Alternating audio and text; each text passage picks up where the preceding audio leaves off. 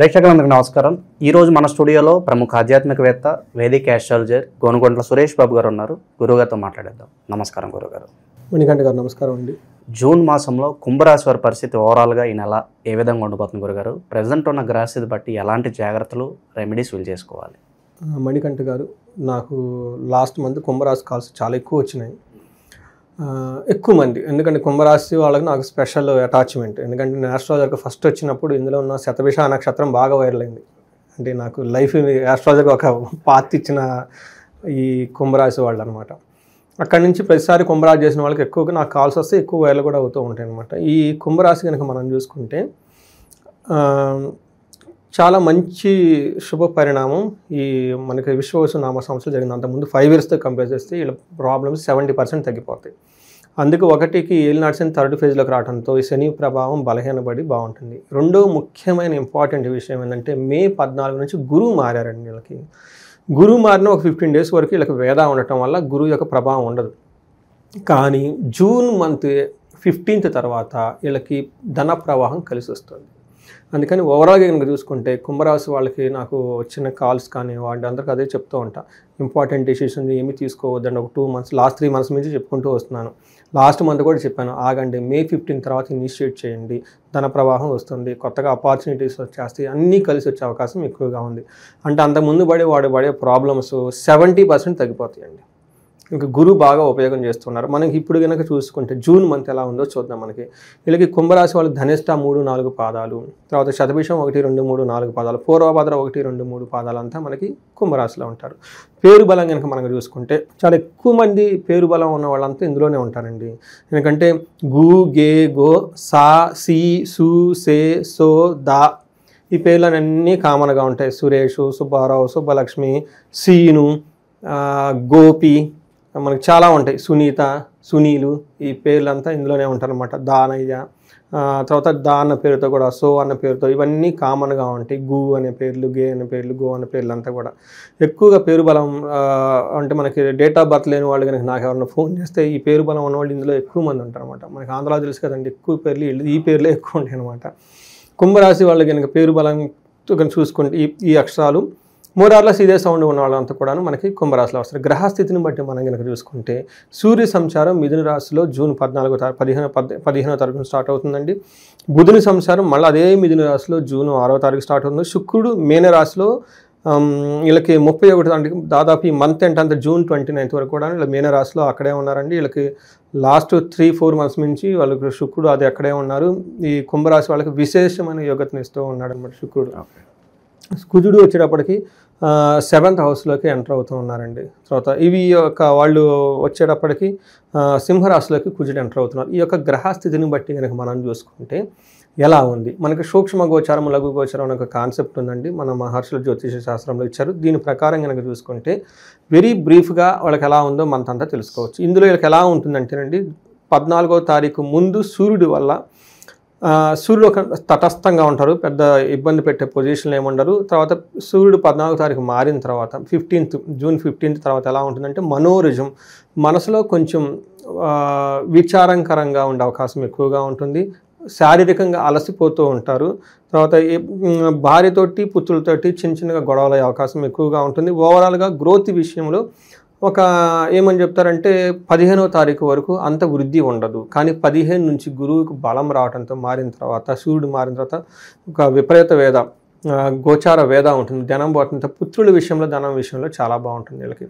నాకు చాలామంది ఫోన్లు కూడా చేస్తుంటారు, మా అమ్మాయి పెళ్లి కాలేదండి, మా అబ్బాయి పెళ్లి కాలేదండి. అవుతుందంటే ఈ రాశి వాళ్ళు ఎవరైనా గినక ఉంటే 15 తర్వాత వాళ్ళకి పెళ్లి సంబంధాలు వచ్చి పుత్రుల విషయంలో చాలా మంచి హ్యాపీ న్యూస్లన్నీ వింటూ ఉంటారండి. పిల్లల ఎడ్యుకేషన్ విషయంలో కానివ్వండి, ధనం విషయంలో. అప్పటిదాకా వీళ్ళ యొక్క మాటకి విలువ లేకుండా ఉంటే విపరీతంగా విలువ రావటం, ఇవన్నీ గురుడు యొక్క ప్రభావం వల్ల అంతా చక్కగా ఉంటుంది వీళ్ళకి.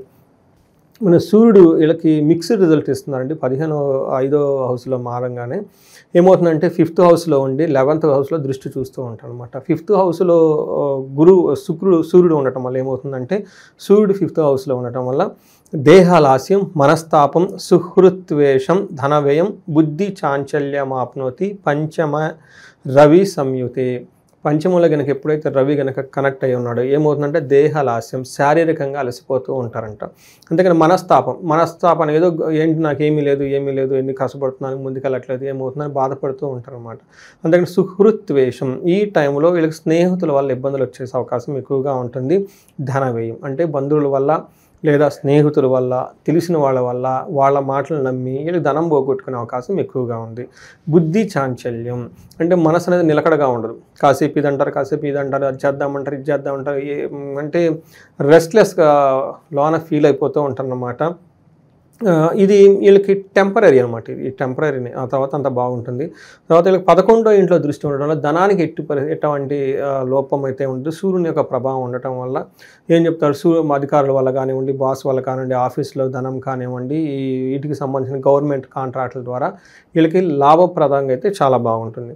వీళ్ళకి 6th 7th హౌస్లో కుజుడు ఉండటం వల్ల అగైన్ ఇది మిక్స్డ్ రిజల్ట్ అని చెప్పుకోవాలంట. 7వ ఇంట్లో కుజుడు ఉంటే ఏమవుతుందంటే అన్న వస్త్రాది రాహిత్యం, సదాక్లేశం స్వబంధుభి, కువార్త పుత్రపుత్రాణం పుత్రభాతృణం క్రోధ సప్తమేగే కుజే. 7వ ఇంట్లో కనుక కుజుడు ఉండటం వల్ల భోజనం టయానికి చేయకుండా ఉండటము, తర్వాత మనసులో ఎప్పుడు బాధపడుతూ ఉండటం, బంధువుల వల్ల చికాకులు ఉంటాయంట. అంతేకాకుండా చెడు వార్తలు వింటారు వీళ్ళు. అంటే వినకూడని వేరే వాళ్ళ ఇబ్బందిని అంటే క్రిటిసైజం ఎక్కువ, వేరే వాళ్ళు విమర్శించే వాళ్ళు ఎక్కువగా ఉంటారు. పుత్రుల ద్వారా లేదంటే సోదరుల ద్వారా కోపానికి గురే సంఘటనలు ఎక్కువగా జరుగుతూ ఉంటాయి. బట్ ఓవరాల్గా కనుక చూసుకుంటే వీళ్ళకి టయానికి ఫుడ్ తీసుకోవటం, ఇంటర్పర్సనల్ స్కిల్స్తో అటు బంధువులతోటి లేదంటే వీళ్ళతో చక్కగా సౌమ్యంగా మాట్లాడి వాళ్ళు ఏదైనా అన్నా కానీ రెస్పాండ్ అవ్వకుండా అలా వదిలేసుకుంటూ వెళ్ళిపోతే హ్యాపీగా ఉంటుంది. తర్వాత వీళ్ళకి 10వ ఇంట్లో దృష్టి ఉండటం వల్ల ప్రొఫెషన్లో బాగా ప్రాఫిటబుల్గా ఉంటుంది వీళ్ళకి. తర్వాత 2వ ఇంట్లో దృష్టి ఉండటం వల్ల ధనం నాశనమయ్యే అవకాశం ఎక్కువగా ఉంది. సో మనకి ఏదైనా కనుక కొంచెం కేర్ఫుల్గా తీసుకోవాలనుకుంటే ఈ రాశి వాళ్ళకి, కుంభరాశి వాళ్ళకి ఇంకా వెళ్ళాల్సిన ప్రభావం ఉంది కాబట్టి ధనం విషయంలో చాలా కేర్ఫుల్గా ఉండాలి. ధనం నష్టపోయే అవకాశం ఎక్కువగా ఉంది కాబట్టి మనీ విషయంలో చాలా జాగ్రత్తగా ఉండాలి వీళ్ళు. అయితే వీళ్ళని రక్షించేది ఆపద్బంధువుడు శుక్రుడు అండి. శుక్రుడు వీళ్ళకి 3వ ఇంట్లో ఉన్నారండి. 3వ ఇంట్లో ఉండటం వల్ల ఏమవుతుందంటే మిక్స్డ్ రిజల్ట్ అని మనం చెప్పుకోవాలన్నమాట. వీళ్ళకి ఏ విధంగా అంటే అండి, వాణిజ్య ధననాశం, శత్రువృద్ధి, ధనక్షయమం, గత జీవన రాహిత్యం భవేత్ తృతీయగే భృగునందని అని చెప్తారు. 3వ ఇంట్లో కనుక భృగునందుడు ఉంటే ఏమవుతుందంటే వాణిజ్య ధననాశనం, వ్యాపారం చేసుకునే వాళ్ళు కానివ్వండి ఈ విషయంలో కొంచెం జాగ్రత్తగా ఉండాలంటే శత్రువృద్ధి, ధనక్షయము, శత్రువులు అనేవాళ్ళు పెరుగుతూ ఉంటారు, ధనం అనేది తరిగిపోతూ ఉండే అవకాశం ఎక్కువగా ఉంటుంది. ఓవరాల్గా కనుక చూసుకుంటే కొంచెం వీళ్ళు మిక్స్డ్గా ఉండే రిజల్ట్ అని మనం చెప్పుకోవాలి. వీళ్ళకి శుక్రుడు వచ్చేటప్పుడు 9వ ఇంట్లో దృష్టి ఉండటం వల్ల ప్లేజర్స్, తీర్థయాత్రలు వెళ్ళటం, తర్వాత లవ్, రొమాన్స్ ఇట్లాంటి విషయంలో చాలా బాగుంటుంది. బట్ ఓన్లీ బిజినెస్ సంబంధించి ధనక్షయం అవకాశం ఎక్కువగా ఉంది కాబట్టి కొంచెం జాగ్రత్తగా ఉండాలి. ఇవి వచ్చేటప్పటికి మనకి 3 యొక్క గ్రహాల యొక్క స్థితి అండి. గురుగారు, ఈ రాశిలో ఏ నక్షత్రాల వల్ల ఉంటారు, వాళ్ళకి స్పెసిఫిక్గా ఎలా ఉండబోతుంది? కుంభరాశిలో ధనిష్ట 2-3 పాదాలు ఉంటాయండి. తర్వాత మనకి శతభిషం వచ్చేటప్పటికి 1, 2, 3, 4 పాదాలు ఉంటుంది. పూర్వభద్ర మనకి నక్షత్రం కూడా ఇందులో ఉంటుందండి. ఈ యొక్క నక్షత్రాలు బట్టి మనం కనుక చూసుకుంటే ధనిష్ట నక్షత్రం వాళ్ళకి ఈ మంత్ అంతా పాజిటివ్ సైడ్లో కనుక చూసుకుంటే జయం ఏ పని చేసినా కలిసి వస్తుంది, ధన ప్రాప్తి ఉంటుంది, రాజ్యలాభం, విశేషంగా ప్రమోషన్స్ వచ్చే అవకాశం ఎక్కువగా ఉంటుంది, ధనలాభం కూడా చూపిస్తుందండి. ఇవన్నీ మనకి పాజిటివ్ సైడ్లో. మనకి ఛాలెంజెస్ వీళ్ళకి ఎక్కడ ఉంటాయంటే కూడా ధనహీనత, ధనం ఎంత వచ్చినా ఖర్చు అయిపోతూ ఉంటుంది.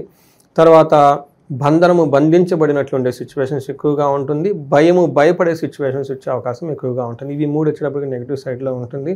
తర్వాత శతభిష నక్షత్రం వాళ్ళకి జయప్రదంగా ఉంటుంది, ధన ప్రాప్తి ఉంటుంది, ధనలాభము కూడా ఉంది. 3 వచ్చేటప్పుడు పాజిటివ్. ప్రతికూలంగా ఎక్కడ ఉంటుంది, ధనహీనత, బంధనము, భయపడే సిచ్యువేషన్స్ ఎక్కువగా ఉంటుంది, ధనం రాక ఇబ్బంది పడే అవకాశం ఎక్కువగా ఉంటుంది, బంధించబడినట్లు ఉండే సిచ్యువేషన్, కన్ఫ్యూజన్ అయిన సిచ్యువేషన్స్ ఎక్కువగా ఉంటారు. ముందుకు ఎలా వెళ్ళాలి, వెనక్కి ఎలా వెళ్తే ఏమవుతుంది, ఫ్యూచర్ ఎలా ఉంటుంది, వాటి గురించి అసలు చేద్దామా లేదన్న ఒక టెన్షన్, డైలమాలో ఎక్కువగా ఉండే పరిస్థితులు ఉంటాయి వీళ్ళకి.